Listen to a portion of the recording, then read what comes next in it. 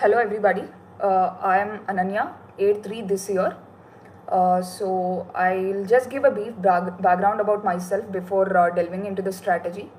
So I have done my graduation in geography from Miranda House, University of Delhi in 2021, and post that I prepared for this examination for 2 full years.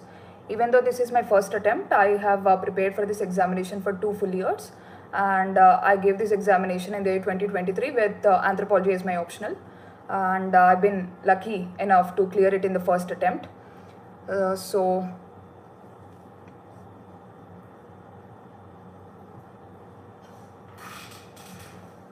let's just get into the strategy now. I'll take the questions at the end. Right now I'll just divide the video into prelims, mains and interview stages so that it will give you a comprehensive understanding.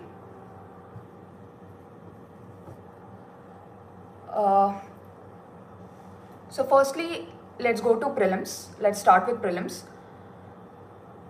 Prelims, instead of delving on the overall strategy, what I wanted to highlight is what should be done in the last 1 month of the preparation, since prelims preparation is less than a month now.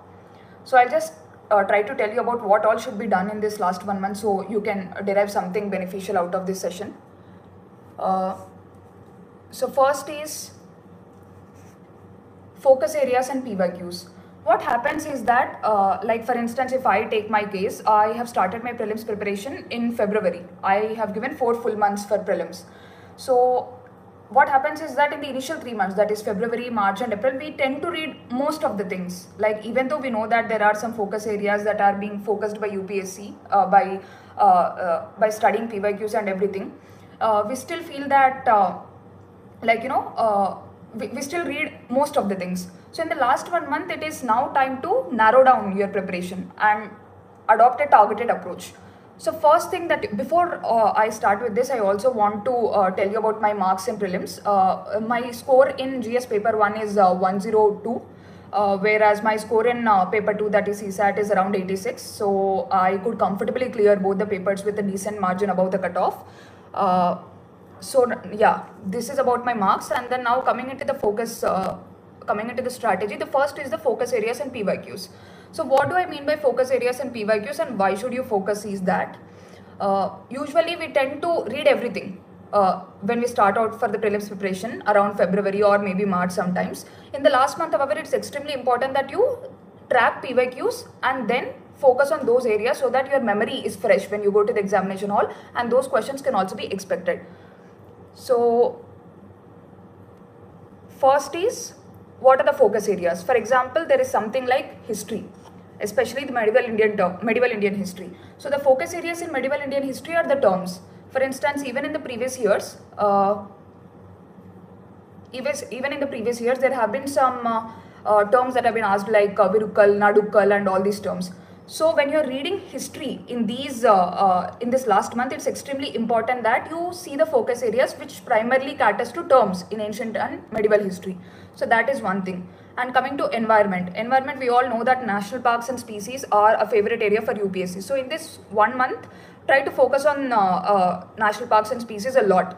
So that is another thing. And about science and technology also. So science and technology, please go a bit deeper into technologies like biotechnology, nanotechnology and everything. So it's not just about a surface level understanding, but also a deeper understanding of the technologies is extremely important. So now narrow down your preparation in this 1 month. Narrow down your preparation by looking at the PYQs and then make a focused plan. So that is one thing you have to do. And apart from that, another thing you have to do is analyzing PYQs. Analyzing PYQs is not just about looking at the previous year questions and then just solving them. It is not about that. What is extremely important is that you have to analyze the options also. For instance, if I have to give an example, there was an option called Namdapha National Park that was mentioned in one of the options in the questions. Even though it was not a right answer, the next year they've asked a detailed question about Namdapha National Park. So it's extremely important that you analyze both the right options as well as the wrong options. So if you do both of these things, next year there is a chance that they may ask a question out of previous year questions. So please do that. Please ensure that you are analyzing the options of the PYQs and then try to get a decent understanding of all the options, so that if any question is asked the next year, you will be able to handle it better. So that is another thing that you can do. And the next thing you have to focus is, please do not forget basics in search of complex issues. What happens is that after like 2 or 3 months of prelims preparation, we go into this panic mode, like what else should I read? Oh, the questions are becoming really complex this year, so what else should I refer, or what new material should I refer? But it's waste of time to do this in the last 1 month. So what you have to do is that please stick to basics. For instance, if I have to quote a small thing, if you see the previous 2 to 3 year papers, especially the prelims papers, you can see that questions from basic topics like fundamental rights, constitutional amendments are coming up. So these things you have to keep it in mind in the last month. You cannot go on referring for new material by avoiding basic things like fundamental rights or constitutional amendments. So please do ensure that in the last 1 month you are giving adequate focus to basics. That is extremely important. And apart from that, the other thing that I want to highlight in the last 1 month is about the mindset. What do I mean by mindset? Mindset in the sense that, like, you know, it's okay if you are being little defensive in the first 2 months of your prelims preparation, but when the times, like, you know, it's only 1 month away, so you have to develop that aggressive mindset. By aggressive mindset, what do I mean is that you have to have that mental strength that I'm going to do it in any way. Like, even if the question is difficult, even if the question is complex, even if the question is something that I do not know, I'll somehow try to like, you know, use my elimination skills and all such things to narrow down the options. So this is extremely important. This mindset is extremely important going forward in this 1 month. And please see how you are thinking in this last 1 month. It's not just about your preparation that matters in prelims. What also matters is your mindset. So going forward, see how you are thinking. Are you getting intimidated, or are you having that aspect of fear, anxiety that is going through your mind? Those feelings are common. I do not say that you shouldn't have those feelings, but also mind matters. So see how you are thinking, develop that aggressive mindset and all such things. That becomes extremely important for you during the actual examination time, for you not to give up in difficult circumstances and all such things. So prepare your mind like that in the last 1 month. Apart from that, I also wanted to highlight what happened in the actual examination for me in the last year by taking up a few questions. So first is,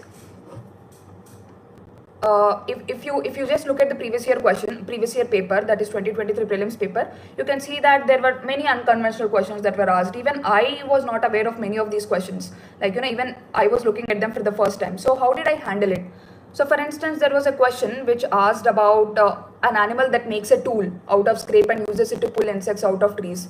At the first instance, we will see this question and we are like, oh, what is this question? Where is this coming from? And the species are also like that. So they have mentioned species like fishing cat and all such things, which we might not have heard before. So our first reaction will be a little bit defensive. That is, oh, I've not read these species. I've not done this question. So how do I tackle it? For this question, it's extremely important that you stay with a clear mind, and that is when you can apply your logics. For instance, how did I do this question? So I saw the question, I knew that I was not completely aware of it, and then I just cooled myself down and I thought, okay, so they're speaking about an animal that is making tools. So which animal is able to make a tool? Only that animal which has a greater cognitive powers or greater brain capacity. That is a very basic thing that everybody of us know. Only an animal with a greater brain capacity will be able to make a tool, and not otherwise. So which out of the options given, which is the animal that has a greater brain capacity? The option is orangutan or chimpanzee. One of those is the correct answer. So it's very simple. Like, you know, even if you don't know the question, even if you apply a simple logic or basic common sense, you will be able to arrive at the right answer. So it's just that when you see an unknown question, do not just get freaked out. Just keep calm and think about, okay, there is a tool that is being made by an animal. For a tool to be made, it is extremely important that the brain capacity should be high. And what are the animals that have greater brain capacity? Obviously, humans are one. Apart from humans, who else are there? Apart from humans, obviously there are other primates like chimpanzees, gorillas, orangutans and all these things. So orangutan, I guess, was mentioned in the option. That is the right answer. So this is how you go about solving unknown questions, by keeping a clear head and like, you know, trying to arrive at the answer by applying your knowledge. And the second question that I wanted to highlight apart from the above question is, there was a question about Cobalt manufacturing. Which of the following countries manufactures 3/4 of cobalt, I guess? So there, the examiner very cleverly gave some options. There was an option of Kazakhstan, there was an option of Argentina, and there were some two countries from Africa. So even I was not aware. I was aware of some other minerals, but cobalt is like, nobody gets to read about cobalt a lot, and nobody knows that 3/4 is produced by country. It is a difficult question, obviously. So how did I arrive at it? So when the examiner is giving the options, just try to understand the mindset of the examiner.